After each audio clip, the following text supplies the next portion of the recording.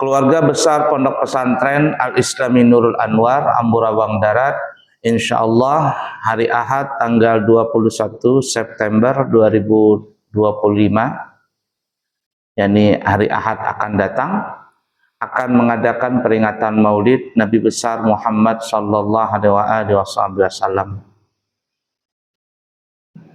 Oleh karenanya kami mengundang para jamaah bisa berhadir di acara tersebut, dan kita akan membagikan door prize banyak. Biasanya kan orang bergantung-gantung kan ya, berebutan kan ya. Rasanya kayak mana gitu kalau berebutan itu. Pas asrakal nyambut Nabi kita berebutan. Nah, jadi supaya tertib kita akan adakan door prize, ratusan door prize banyak ya. Jadi kalau bisa hadir hari Ahad akan datang ini tanggal 21 September 2025, dimulai dari jam 8 pagi.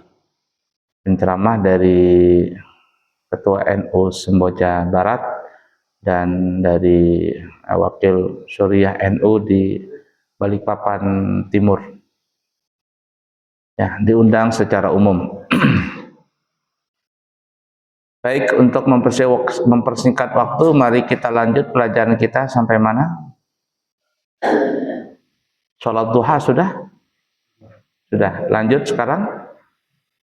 Halaman 81, ketiga sholat sunat rawatib. Rawatib, ya lanjut. Sholat rawatib dinamakan juga dengan sholat ar-raghaib. Yaitu qobliyah dan ba'diyah, dan ini terbagi pada dua bagian. Baik, perhatikan. Kemudian sholat sunnah yang berikutnya yang mesti kita kerjakan, dan ini kita bisa menemuinya setiap hari, adalah sholat sunat rawatib. Rawatib itu bahasa kitanya rutinan. Ya, dinamakan juga namanya ar-raghaib. Ya, sholat sunat raghaib. Cuman yang paling masyhur adalah sholat sunat rawatib. Yang dimaksud rawatib ini, sholat sunat rawatib ini adalah qobliyah ba'diyah. Perhatikan ya rumusnya ya, ini rumus ya. Setiap ada ba'diyah, sudah pasti ada qobliyah. Ingatin rumus ini. Setiap ada ba'diyah, pasti ada qobliyah. Tapi setiap ada qobliyah, belum tentu ada ba'diyah. Nah, sekali lagi ya, setiap ada ba'diyah sudah pasti ada qobliyah. Tapi kalau ada qobliyah, belum tentu ada ba'diyah. Ba'diyah zuhur ada enggak? Ada. Maka otomatis qobliyah zuhur juga ada. Ba'diyah maghrib ada enggak? Ada. Maka otomatis qobliyah maghrib juga ada.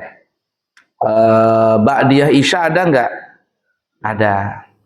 Maka qobliyah isya juga ada. Itu otomatis seperti itu. Itu rumusnya itu. Nah, begitu juga yang sering yang sering jadi dipermasalahkan sama orang-orang salafi. Apa itu? Kalau kita mazhab Syafi'i, ba'diyah maghrib, ba'diyah Jumat ada enggak? Ba'diyah Jumat ada. Maka qobliyah Jumat pasti ada. Nah, kalau dari orang-orang salafi mengatakan qobliyah Jumat itu enggak ada katanya. Qobliyah Jumat enggak ada. Terus ba'diyahnya ada enggak? Enggak tahu dia, tanyakan dia. Ya. Kalau mereka mengatakan qobliyah Jumat enggak ada, berarti ba'diyah Jumat ada apa enggak itu?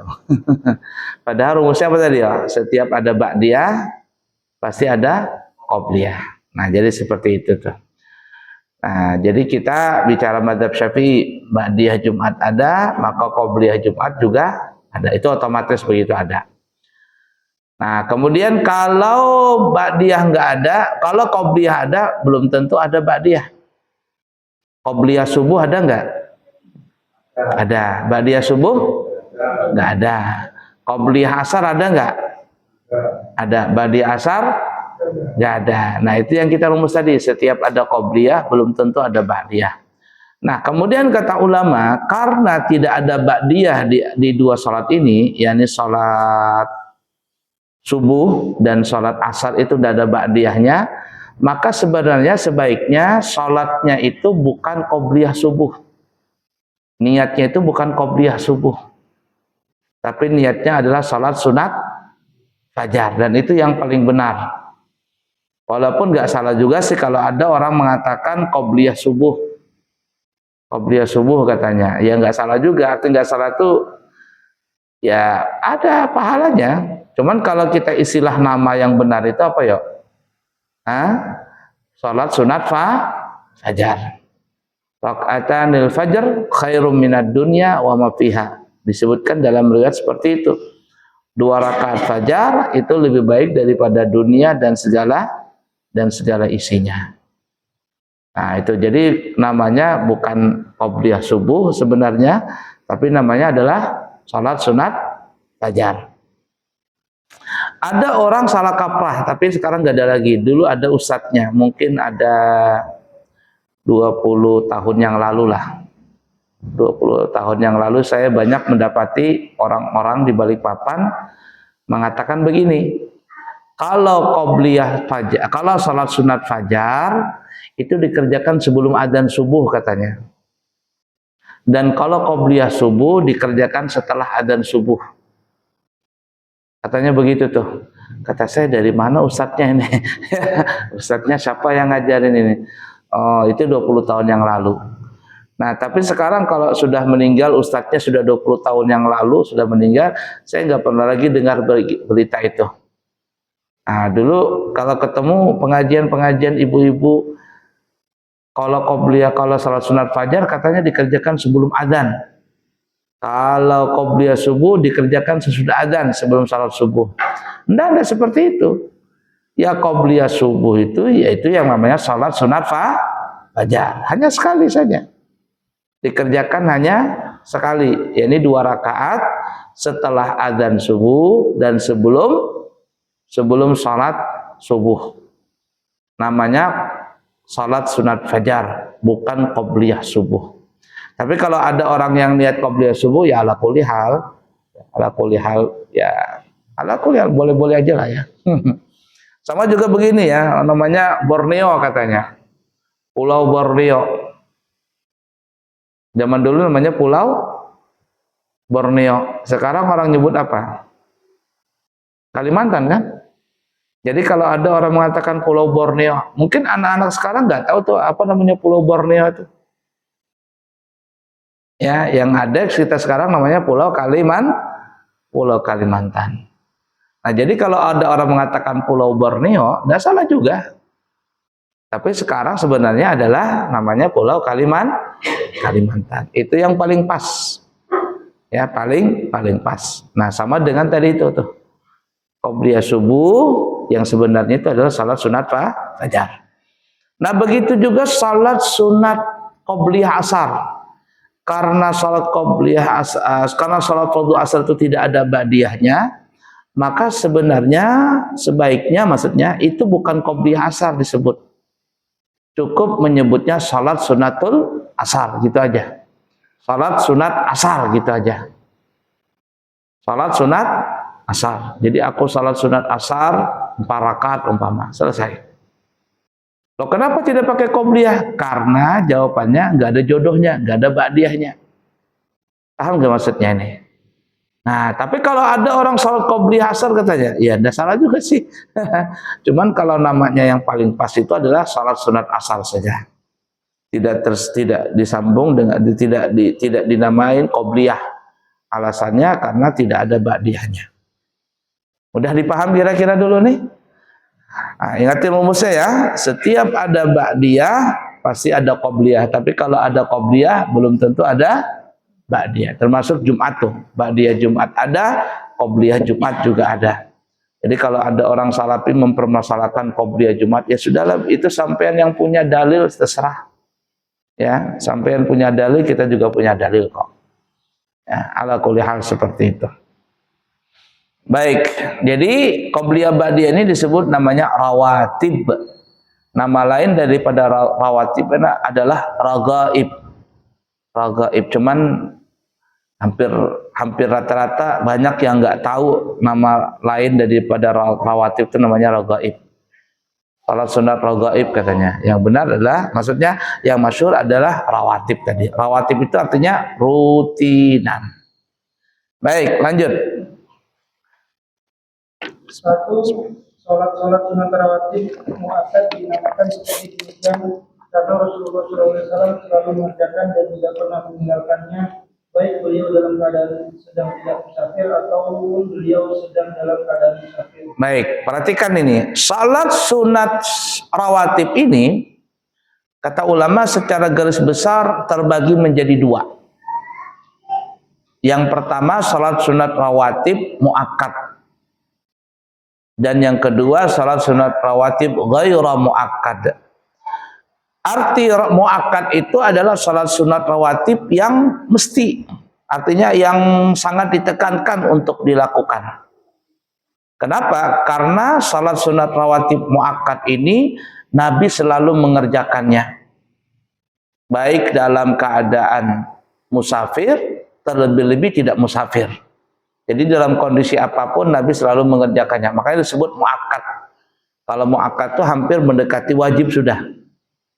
Tapi dia masih statusnya sunnah. Jadi kalau ada orang yang tidak mengerjakan qobliyah ba'diyah ini, yang muakkad ini ya, tanpa ada uzur syar'i, maka hukumnya makruh. Tidak berdosa, makruh. Ya. Dan perhatikan ya, seperti yang kita bahas pada pertemuan yang lalu, salat sunat rawatib ini adalah salat sunat yang berkaitan dengan waktu. Yang kita bisa menemuinya setiap hari. Dan kita katakan pada pertemuan yang lalu, kata ulama, kalau kita meninggalkan salat sunat rawatib, bukan, kita tidak mengerjakan di waktunya, maka kita boleh mengqadha di waktu yang lain. Umpama kita datang subuh, salat subuh di masjid, ternyata pas kita datang orang sudah qomat, kita belum salat sunat fajar, maka kita boleh mengerjakan salat sunat fajar itu setelah salat subuh atau di siang hari atau di malam hari, boleh. Tapi sebaiknya yang kita bahas kemarin apa ya? Kalau kita ingin mengqadha salat setelah salat subuh atau salat setelah salat asar, maka sebaiknya jangan kelihatan orang. Untuk apa ya? Supaya tidak ada timbul fitnah. Karena kalau orang awam nanti bertanya-tanya, ini salat apa lagi ini? Jangan-jangan ajaran sesat ini. Padahal kan tidak ada salat setelah asar, tidak ada salat setelah subuh. Benar. Tapi kalau untuk mengqadha boleh enggak? Boleh. Tapi sebaiknya tadi, kalau ingin mengqadha, sebaiknya jangan kelihatan orang lain. Nah, jadi kalau kita tidak mengqadha, tidak mengerjakan salat sunat rawatib, terutama yang muakkad ini, maka kita dianjurkan untuk mengqadhanya. Seperti salat sunat fajar umpama, kita sibuk, kita terlambat datang ke masjid setelah qomat. Ya, ini setelah imam takbiratul ihram, nggak bisa lagi kita salat sunat fajar. Nanti kita salat sunat fajarnya umpama di waktu duha boleh. Ya, di waktu duha boleh. Setelah salat sunat fajar qadha baru salat duha. Boleh semuanya. Nah, jadi muakkad ini adalah salat sunat yang sangat dianjurkan. Maksudnya siapa yang meninggalkannya tidak ada udzur syar'i maka hukumnya makruh. Dan kalau tidak mengerjakan di waktunya dianjurkan untuk mengqadhanya. Kenapa muakkad? Karena Nabi kita Muhammad sallallahu alaihi wasallam selalu mengerjakannya baik dalam keadaan musafir, terlebih-lebih tidak musafir. Ada berapa salat sunat muakkad itu? Salat sunat rawatib muakkad? Baik, kita sebutkan. Kita baca. Adapun salat-salatnya adalah A. 2 rakaat sebelum salat fardu subuh atau juga dinamakan sebagai salat sunat fajar. Lanjut. Ini adalah yang paling afdal dari segala salat-salat sunat rawatib. Baik. B. 2 rakaat sebelum salat fardu zuhur. C. 2 rakaat sesudah salat fardu zuhur. D. 2 rakaat sesudah salat fardu maghrib. E. 2 rakaat sesudah salat fardu isya. Ada 10 rakaat. Jadi 10 rakaat ini salat sunat rawatib muakkad. Ingatin ini. Yang pertama 2 rakaat fajar. Nabi selalu mengerjakannya. 2 yaitu 2 rakaat qobliyah zuhur. 3, 2 rakaat ba'diyah zuhur. 4, 2 rakaat ba'diyah maghrib. 5, 2 rakaat ba'diyah isya. Kalau zuhur qobliyah ba'diyah ya. Nah itu. Ini selalu Nabi mengerjakannya. 10 rakaat ini. 10 rakaat ini. Dan sebaiknya kita kerjakan yang 10 ini. Jangan sampai ketinggalan.